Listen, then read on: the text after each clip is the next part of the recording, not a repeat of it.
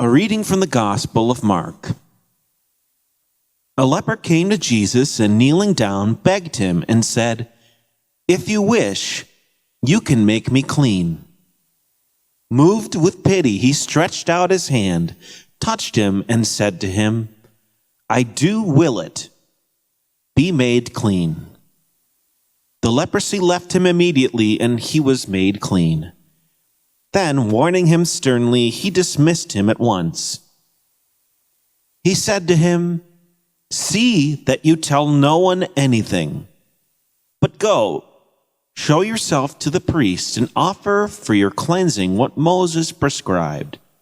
That will be proof for them." The man went away and began to publicize the whole matter. He spread the report abroad so that it was impossible for Jesus to enter a town openly. He remained outside in deserted places, and people kept coming to him from everywhere. Today's gospel illustrates a paradox where Jesus both reveals and conceals who he really is. First, he reveals himself to a leper by healing him. But then he immediately warns him 2 times not to tell anyone what happened. Religious scholars call this paradox the messianic secret. But why would Jesus reveal part of who he is and then immediately hide it? Clearly, people go out and spread the news, just like the poor beggar did in this passage.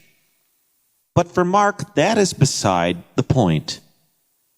As we have learned in previous weeks, his being a miracle worker, although being noteworthy since he was a poor Jewish peasant, was only part of who he was. If his miracles only revealed part of who he was, then it stands to reason that Jesus might want to keep it under wraps until the proper time. And what for Mark is the proper time? Here's how Professor Helmut Kester states it.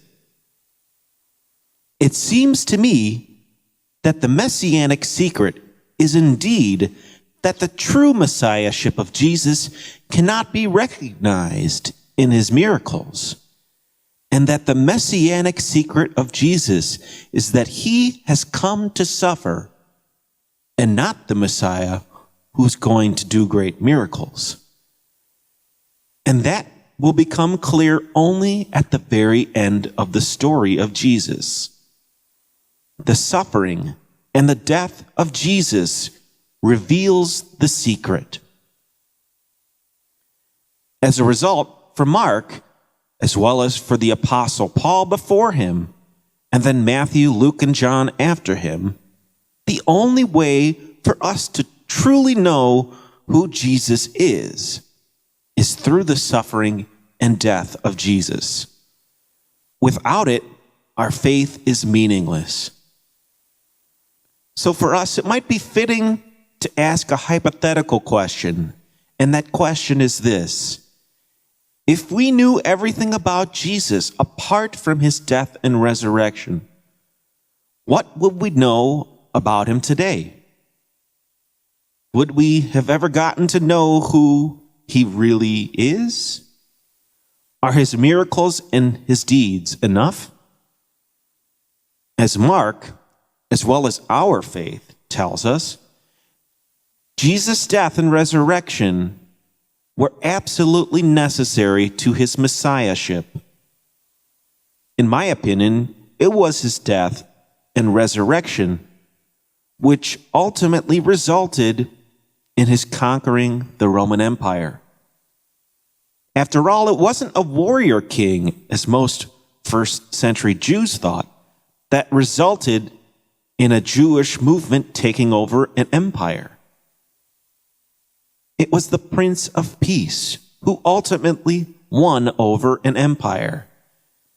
This poor Jewish peasant who lived in an obscure town of Nazareth took over the Roman Empire by relating to the common people, eventually resulting in Christianity becoming the official religion of the Roman Empire.